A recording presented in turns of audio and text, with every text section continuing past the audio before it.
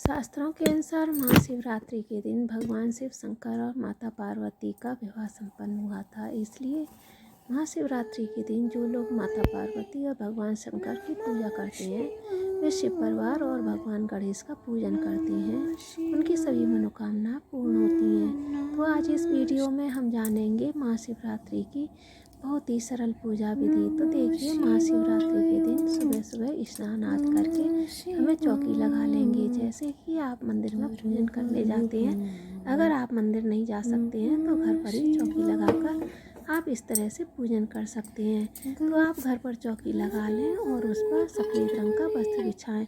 फिर हम थोड़े से फूल लेंगे और फूलों के आसन पर हम भगवान शिव, माता पार्वती और शंकर जी को विराजमान करेंगे। तो जगह यह है कि फूलों का आसन दिया है। अब इस जगह पर हम भगवान शिव, शंकर, माता पार्वती और शिव परिवार की फ़ोटो या मूर्ति जो आपके पास है आप रख लेंगे, विराजमान कर देंगे। देखिए, गणेश जी की पूजन हर पूजा में सबसे पहले की जाती है। तो फोटो में जो भी गणेश जी हैं, शिव परिवार है, उसमें गणेश जी भी तो होंगे। गणेश जी का पूजन हम इसी तरह से कर लेंगे। इसके बाद महाशिवरात्रि पर शिवलिंग पर अभिषेक करते हैं। इसका बहुत विशेष महत्व होता है। आप बेलपत्र का आसन देकर उस पर शिवलिंग को विराजमान कर लीजिए और हो सके तो आप इस दिन शिवलिंग पर निर्माण भी कर सकते हैं। पूजन करें, आपके लिए बहुत फलदायी होगा। अगर आपके पास शिवलिंग है तो ठीक है, अगर शिवलिंग नहीं है तो मिट्टी के शिवलिंग आप बना लें और मिट्टी के पार्थिव शिवलिंग बनाकर उनका अभिषेक करें। तो यहाँ पर मेरे पास शिवलिंग है, इसलिए शिवलिंग की पूजा कर रही हूँ और मैंने शिवलिंग को विराजमान कर लिया है। शिवलिंग को आप जब भी विराजमान करें तो शिव जी की जो जलहरी है वह उत्तर दिशा की ओर होनी चाहिए। इस तरह से हम खास ध्यान रखेंगे।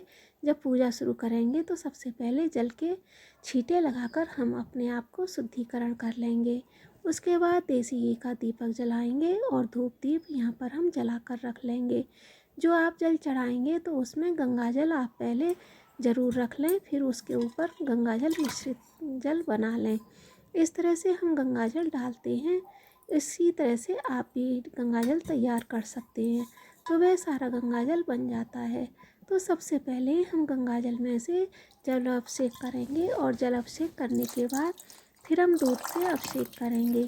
आप पंचामृत से स्नान करा सकते हैं तो और भी उत्तम है। पंचामृत में दूध, दही, घी, शक्कर, शहद मिलाकर पंचामृत तैयार किया जाता है। अगर आपके पास पंचामृत नहीं है तो आप दूध से भी अभिषेक कर सकते हैं। उसके बाद फिर हम जल्दी से अभिषेक करेंगे और इस तरह से 3 बार अभिषेक करेंगे। पहले जल में, फिर दूध से, फिर जल से, इस तरह से भोलेनाथ का अभिषेक करेंगे। फिर इसके बाद हम इत्र लगाएंगे। दूसरी तरफ आप जो भी पात्र हैं उनमें शिवलिंग को विराजमान कर लेंगे और उसके बाद हम शिवलिंग का श्रृंगार करेंगे। तो सबसे पहले हम कलावा अर्पित करेंगे, उसके बाद जो भी है सामान वे चढ़ाएंगे। इस तरह से हम 7 बार कलावा लपेट कर वस्त्र स्वरूप आप, अगर आपके पास जनेऊ है तो आप जनेऊ भी चढ़ा सकते हैं। भगवान भोलेनाथ को हम जो भी अर्पित करेंगे वह आपका जान लें और आप तिलक करेंगे। इसके बाद हम रोली लगाएंगे। रोली लगाने के बाद हम गणेश जी को, नंदी जी, भगवान को, माता पार्वती को, सबको हम रोली तिलक लगाएंगे। क्योंकि महाशिवरात्रि के दिन भगवान भोलेनाथ का विवाह संपन्न हुआ था। इस दिन हम भगवान शिव शंकर और माता पार्वती को रोली, हल्दी अर्पित करेंगे। अगर आपके पास है तो ठीक है, नहीं है तो आप सिर्फ चंदन भी समर्पित कर सकते हैं। यहाँ पर हम चंदन से तिलक कर देंगे। इसके बाद हम तिलक करने के बाद चावल अर्पित करेंगे, दूर्वा घास अर्पित करेंगे। अगर आपके पास पार्क पास में नहीं है तो आप किसी भी दुकान से दूर्वा घास मिल जाएगी, आप उस दिन ज़रूर मंगा लें और गणेश जी को दूर्वा घास अर्पित करें। नंदी भगवान को दूर्वा घास अर्पित करें, गणेश जी को अर्पित करें। भगवान शिव शंकर को हम फूल, सफ़ेद फूल अर्पित करेंगे और नंदी भगवान को जो भी आप अर्पित करेंगे बेलपत्र ज़रूर चढ़ाएं। बेलपत्र को हमेशा चिकनी साइड से ही चढ़ाना होता है। बेलपत्री को हमेशा उल्टा करके चढ़ाया जाता है। शिवलिंग को स्पर्श करते हुए हम बेलपत्र को चढ़ाएंगे, यह बहुत ज़रूरी है। अगर आप कुछ भी नहीं कर पाएँ तो कम से कम बेलपत्र ज़रूर चढ़ाएँ। शिवरात्रि के दिन बेलपत्र मंदिर के सामने भी मिल जाते हैं। आप 5-7 जो भी आप अर्पित करना चाहें आप चढ़ा सकते हैं। भांग चढ़ा दें, धतूरा चढ़ा दें, मदार के फूल चढ़ा दें, भगवान शिव शंकर को बहुत प्रिय होते हैं। शमी पत्र चढ़ाएँ, वह चीज़ अगर आप चढ़ा सकते हैं तो देखिए शमी पत्र चढ़ाई जाती है, भांग चढ़ाई जाती है। हम फूल समर्पित कर रहे हैं क्योंकि इसी दिन भगवान शिव माता पार्वती का विवाह संपन्न हुआ था, इसलिए लाल रंग की चुनरी, श्रृंगार का सामान भी हम अर्पित करेंगे।